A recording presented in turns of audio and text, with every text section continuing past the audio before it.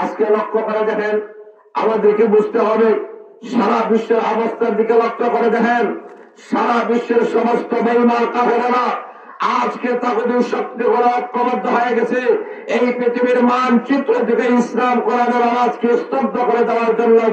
ঠিক না ঠিক? ঠিক সেই মুহূর্তে আজকে এই মহাসম্মেলনের মাধ্যমে আমরা প্রমাণ করে দিয়েছি, যতদিন পর্যন্ত মুসলমান জাতিরা থাকবে, শাহজালাল মজরুদ্দিন আমিনী রহমাতুল্লাহ আলাইহি উত্তরসূরিরা থাকবে, ততদিন পর্যন্ত পৃথিবীর মানচিত্র থেকে ইসলাম কোরআনের আওয়াজকে স্তব্ধ করে দেওয়া কোন বেঈমান কাফিরদের দুঃসাহস হবে না। তারা বলে ঠিক না ঠিক? আসল ভাইরা লক্ষ্য করে দেখেন, আপনাদের সামনে আলোচনা পেশ করেছিলাম, কোরআন শরীফের এখানে আয়াতে কারিমা তেলাওয়াত করেছি। এই আয়াতে মহান আল্লাহ রাব্বুল আলামিন তার ওলিদের পরিচয় আল্লাহ তুলে ধরেছেন। সুবহানাল্লাহ নাই? সুবহানাল্লাহ। ওলি কাদেরকে বলা হয়, তাদের পরিচয় তুলে ধরার আগে মহান আল্লাহ রাব্বুল আলামিন ওলিদের দুইটা পুরস্কারের কথা আল্লাহ ঘোষণা করেছেন। ওলিদের পুরস্কার কয়টা?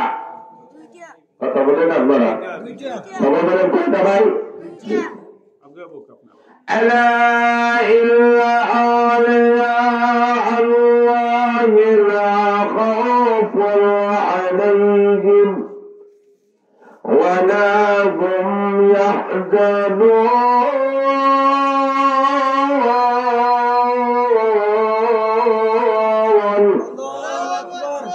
আল্লাহ রাব্বুল আলামিন বলেন, তোমরা জেনে নাও আল্লাহর ওলি যারা তাদের পুরস্কার মহান আল্লাহ দুইটা ঘোষণা করেছেন। প্রথম পুরস্কার হলো আলা ইন্না আউলিয়া আল্লাহি লা খাউফুন আলাইহিম, ওলিদের কোনো ভয়ের কোনো কারণ নাই। জোরে বলেন সুবহানাল্লাহ। ওলিদের কোনো ভয় আছে? কথা বলেন, ভয় আছে? আল্লাহ বলেন প্রথম নম্বর হলো ওলিদের কোনো ভয় নাই। দুই নম্বর হলো ওলিদের কোনো টেনশন নাই। জোরে বলেন আল্লাহু আকবার। গোটা পৃথিবীর মানুষেরা টেনশনে আজকে নিমজ্জিত, গোটা পৃথিবীর মানুষের ভয়ে প্রকম্পিত। কখন রাতের বেঈমান কাফেররা তাদের প্রতি হামলা করে, কথা বলে ঠিক না ঠিক?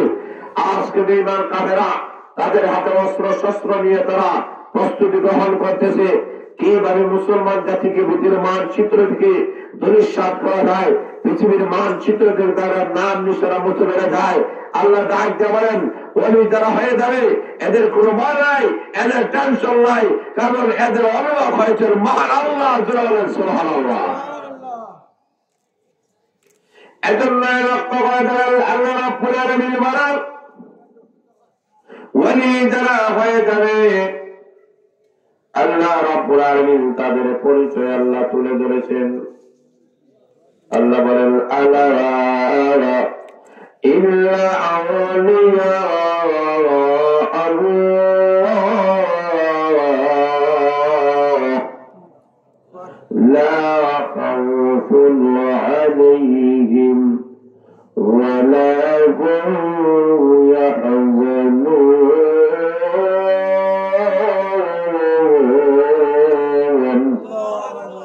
আল্লাহ রাব্বুল আলামিন বলেন, তোমরা জেনে নাও যারা আল্লাহর ওলি হয়ে যাবে তাদের কোনো ভয়ের কোনো কারণ নাই, টেনশনের কোনো কারণ নাই। ওদের কবরের জিন্দেগি শান্তি। আল্লাহ রাব্বুল আলামিন কবরে তাদেরকে যখন রাখা হয়, ওলিদেরকে যখন কবরে রাখা হয়, আল্লাহ যখন প্রশ্ন করেন মার রব্বুকা, তোমার রব কে? তখন জবাব দিয়ে দে রব্বি আল্লাহ, আমাদের রব হয়েছেন মহান আল্লাহ। তোমার ধর্মের নাম কি? তখনই বলে দ্বীন ইসলাম, আমার ধর্মের নাম হল ইসলাম। তোমার নবীকে তখন বসে জবাবে বলবে হাযা মুহাম্মদুর রাসূলুল্লাহ সাল্লাল্লাহু আলাইহি ওয়াসাল্লাম। এই তিনটি বসে জবাব তখন দিয়ে দেওয়া হবে। আল্লাহ তখন ঘোষণা করবেন فأفرشوه من الجنة وألبسوه من الجنة وافتحوا له بابا إلى الجنة।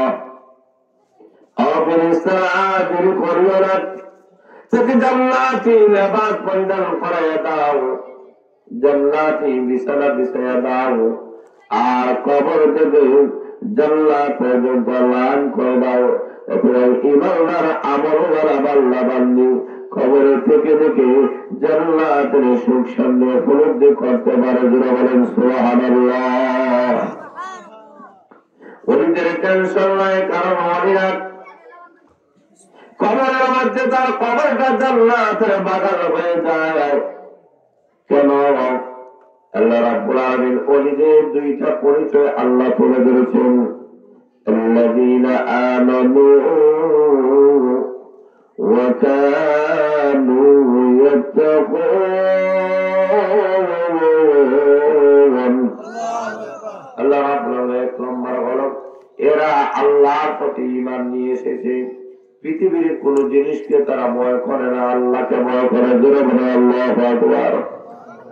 আল্লাহ রাব্বুল আলামিনকে যারা ভয় করে পৃথিবীর সবগুলা তারা পিছনে পড়ে যায়, আল্লাহর ইবাদতের মধ্যে তারা নিমজ্জিত হয়ে যায়। দিন রাত 24টি ঘন্টা আল্লাহর হুকুম মোতাবেক তারা চলতে থাকেন। তাদের জীবন সুন্দর করেন, তাদের আমল গুলা সুন্দর করেন। কবি বলেন এমন জীবন করবে গঠন, মরিলে কাঁদিবে সবাই, হাসিবে তুমি একা। জোরে বলেন ঠিক না বেঠিক? মরণের সময় তুমি একা একা এসে যাবে, গোটা পৃথিবীর মানুষেরা তোমার জন্য কাঁদবে। এমন একটা জীবন তুমি গঠন করে দাও। সেই হিসাবে ওলি যারা দুনিয়ার মধ্যে যারা ওলিরা অতিবাহিত হয়েছেন, তারা দুনিয়ার বিলাসিতা, দুনিয়ার কোন ক্ষমতা চান নাই। শাহজালাল মজনুদ্দিন আহমদ রহমতুল্লাহ সহ 360 আউলিয়া যারা ছিলেন, কেউ এই দুনিয়া চাল নাই, তারা পরকাল চেয়েছেন। যারা বলেন ঠিক না বেঠিক? यहाँ सब मुसाफिर है, वही आखिर ठिकाना, कोई आगे रवाना है, कोई पीछे रवाना। जरा বলেন ঠিক না বেঠিক? এই দুনিয়াতে আমরা টাকার জন্য আসি নাই, দুনিয়ার রং তামাশার জন্য আমরা আসি নাই, আমরা এসেছি ইবাদত করার জন্য।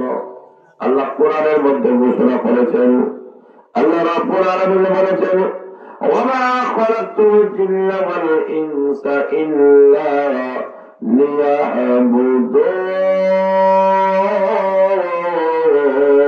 লিয়াবুদুন। আল্লাহ রাব্বুল আলামিন বলেন, মানব আর দানবকে অন্য কোন কারণেই মহান আল্লাহ সৃষ্টি করেন নাই, একমাত্র মহান আল্লাহর গোলামীর জন্য আল্লাহ সৃষ্টি করেছেন। যারা বলেন সুবহানাল্লাহ। আল্লাহ রাব্বুল আলামিন বলেন, আল্লাহর গোলামী করো রে বান্দা আর বান্দা, এই দুনিয়ার পিছনে পড়িও না। রঙিন দুনিয়া কত মানুষদেরকে লাথি মেরে কবর পর্যন্ত পৌঁছায় দিয়েছে। তুমি তাকওয়া না, আমাদের আযান হয়ে গেছে, আমাদের একামত হয়ে গেছে, শুধুমাত্র নামাজের বাকি। কোন দিন আমাদের ইয়ালাল হয়ে যাবে, কোন দিন আমাদের মৃত্যু হয়ে যাবে, আমরা কে নিয়ে যাব? আমরা চিন্তা ভাবনা করতে হবে কি নিয়ে যাব। কাপড়ের কাপড় যখন আমাদেরকে পরানো হবে, ওই কাপড়েও তো কোনো পকেট নাই। যারা বলেন ঠিক না বেঠিক? দুনিয়ার কোন টাকা পয়সা ধন সম্পত্তি আমরা কবরে দিতে পারবো না। ও ভাইরা, আমরা কবরের মধ্যে যাবো শুধুমাত্র ঈমান এবং আমল নিয়ে। আমাদের ঈমান এবং আমল যদি সুন্দর হয়, পরকালের জিন্দেগিটা আমাদের সুন্দর হবে। ঈমান এবং আমল যদি সুন্দর না হয়, পরকালের জিন্দেগি আমাদের জন্য কষ্টদায়ক হয়ে যাবে। বলেন ঠিক না বেঠিক? আল্লাহ নবীর কাছে ইয়া রাসূলুল্লাহ, ইয়া হাবিবাল্লাহ, ওগো নবীজি আমার ভয় হয়, কবরের অবস্থা অত্যন্ত ভয়াবহ হবে। অন্ধকার ঘর, সাপ বিচ্ছুর ঘর, পোড়া মাকড়ের ঘর। এই ঘরে দরজা নাই, জানলা নাই, আলো নাই, বাতাস নাই। যারা বলেন ঠিক না বেঠিক?